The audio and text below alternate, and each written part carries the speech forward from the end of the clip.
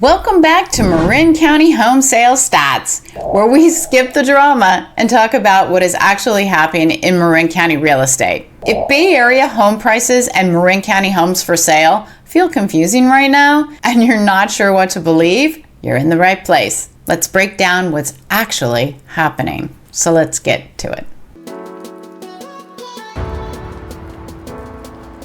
Before we talk about inventory, pricing, or anything else, I want to flag something important about December's numbers. 4 homes sold this month fall into what I call the whale category, and those represented 2.7% of December sales. These are high-end sales that can push the average price up all by themselves and make the market look stronger than it really is. And with these whales, December is a month where that happened. If you want to understand exactly how that works, I break it down step by step in my video, Will Marin Prices Drop 50%? I ran the math. I'll link that below because it explains why averages can lie to you in Marin if you don't know what you're looking at. And just so you know where I'm coming from, this channel breaks down Marin County real estate using closed sales data, not headlines.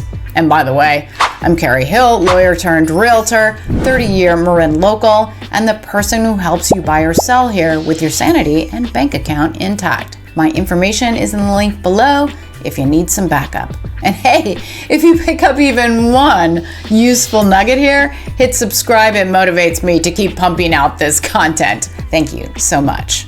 December Marin home sales. Now let's talk December stats. 146 homes sold across Marin County in December. Here's how those sales actually shook out. 101 homes sold below list price, averaging 14% below. That sounds pretty dramatic, but there is one big outlier in the group that sold roughly 300% below list. So when you remove that one sale, the average below list numbers tightens to about 11% below, which is far more representative of what most sellers experienced. These homes below represent 68% of homes sold in December. 20 homes sold around list price, roughly 14% of all sales. 24 homes sold above list price, averaging about 6% over or 16% of the market. In plain English, the majority of sellers still had to negotiate downward. Buyers continued to pay up selectively, very selectively,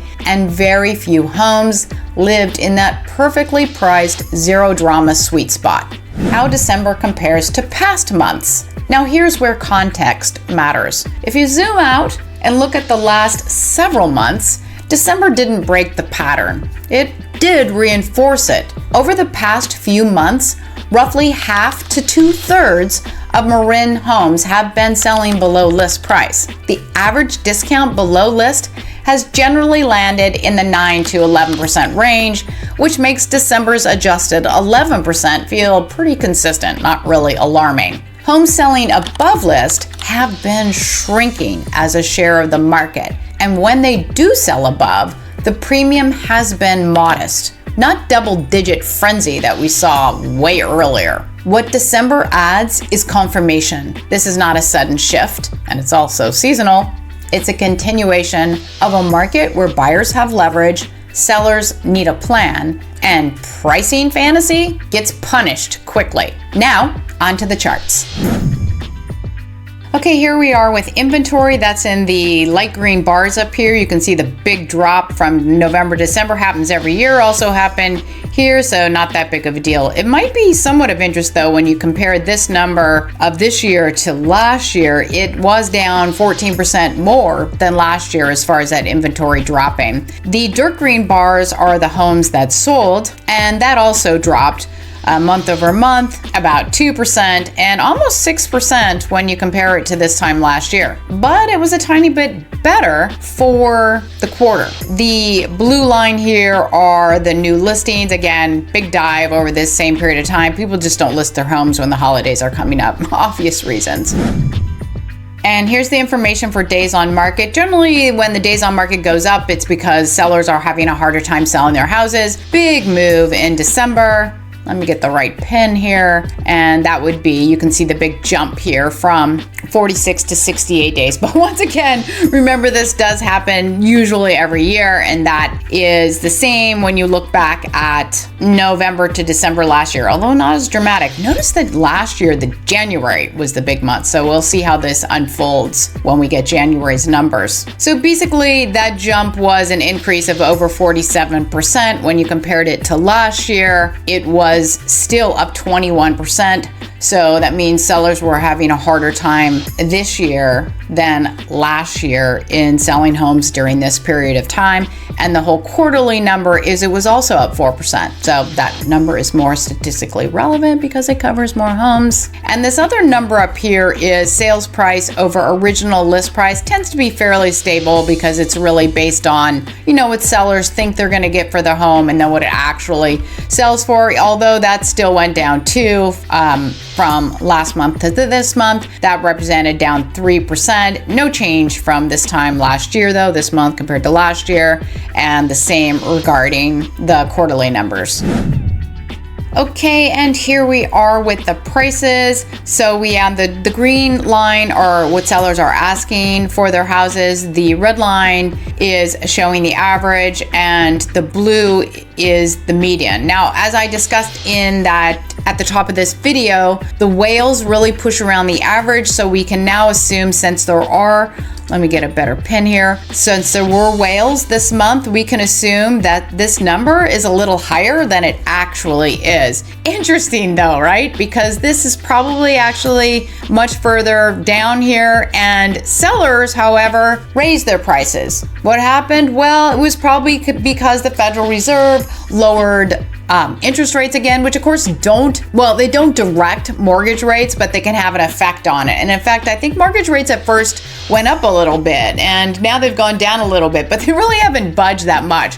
The overall 30-year is still above 6%. So let's look at these numbers here. With the average sold, which is probably off, was still a negative 0.4. So we can know from month over month, probably much worse than that because of the whales. When you compare it to this time last year, down 4.9%. So again, a lower number. And then the quarterly number, which starts to smooth out those whales a little bit, was down 4.6. But you can still assume it's actually weaker than that.